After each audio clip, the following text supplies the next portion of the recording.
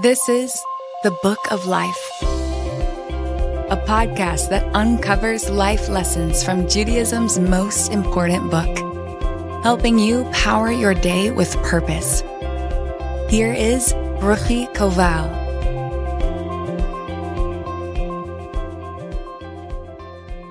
Over the past couple of years, I have finally gotten on the Parks and Recreation bandwagon. My oldest daughter, Miriam, and I love to sit and watch the show together. The difference is that she has seen it 1,000 times and I am watching it for the first time. She gets so much joy out of me asking her what's going to happen next and her refusing to issue spoilers. Sometimes she asks me if I want to watch an episode, and I can't because I have other things to do, so we're going pretty slowly. The other day, I went on Netflix and I discovered something horrifying. Parks and Rec is no longer there. Even worse, it is not on any platform I am subscribed to. What will happen to Leslie Knope? Will I have to watch commercials to find out? I have learned a very sobering lesson from my Parks and Rec journey.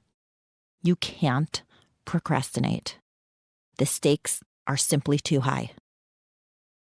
The birds have told us, plagiarizing the words of King Solomon, "To everything there is a season and a time to every purpose under heaven.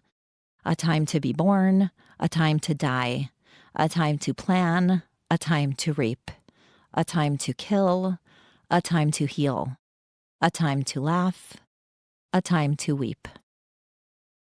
Time is our greatest treasure.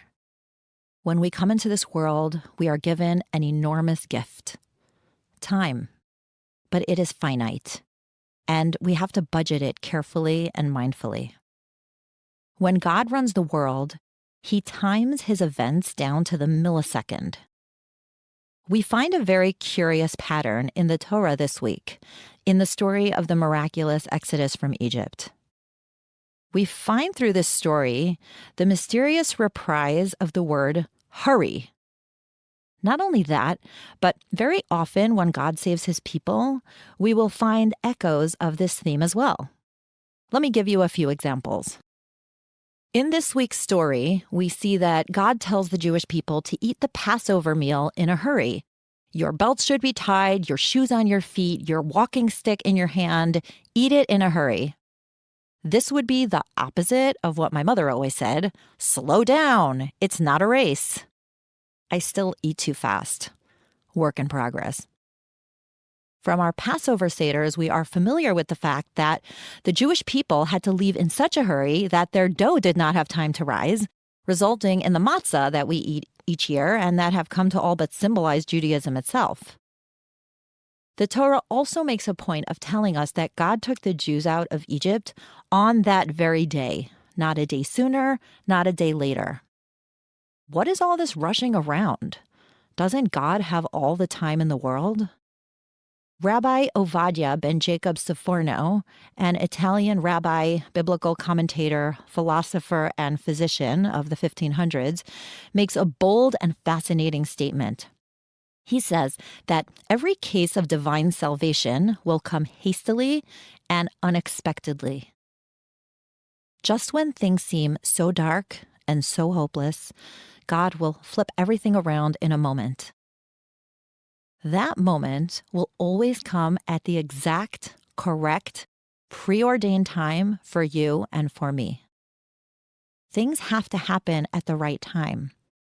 Not a moment too soon, not a moment too late. Everything happens for a reason, and everything happens in the right time.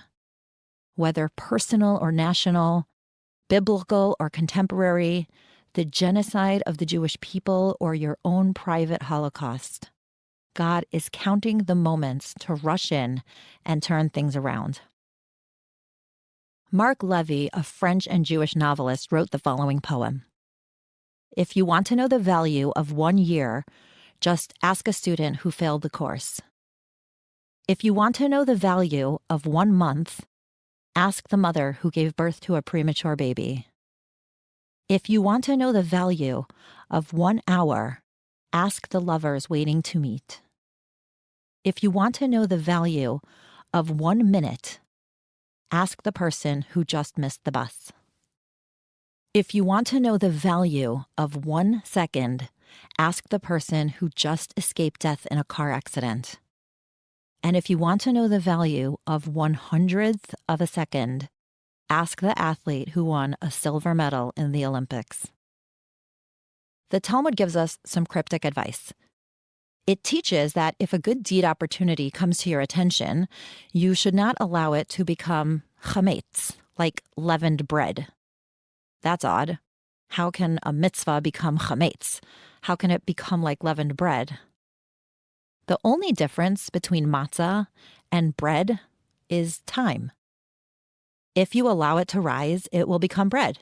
If you work at it and manipulate it quickly and don't give it time to lapse, then it will be matzah.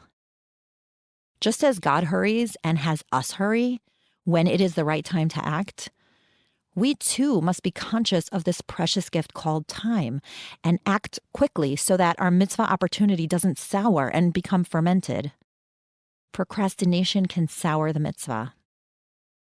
When my kids were little, I used to read them a book called Batman Benji. It was about a young boy named Benji who loved to play baseball. One day, his friend didn't show up for practice. He asked around and was told that his friend was sick. He told himself that as soon as the game was over, he would go and visit his friend.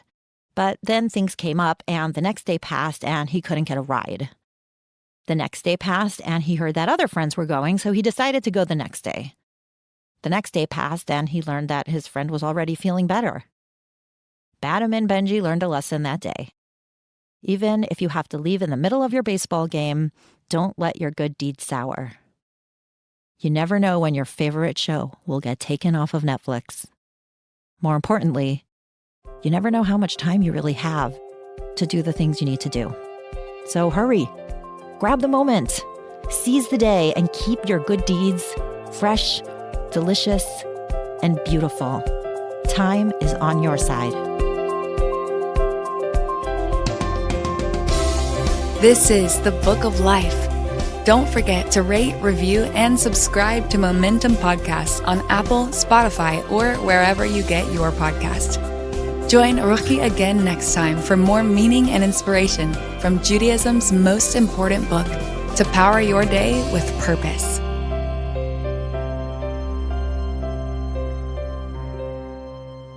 You're listening to a Momentum Podcast. For unlimited inspiration, wisdom, and empowerment, visit MomentumUnlimited.org.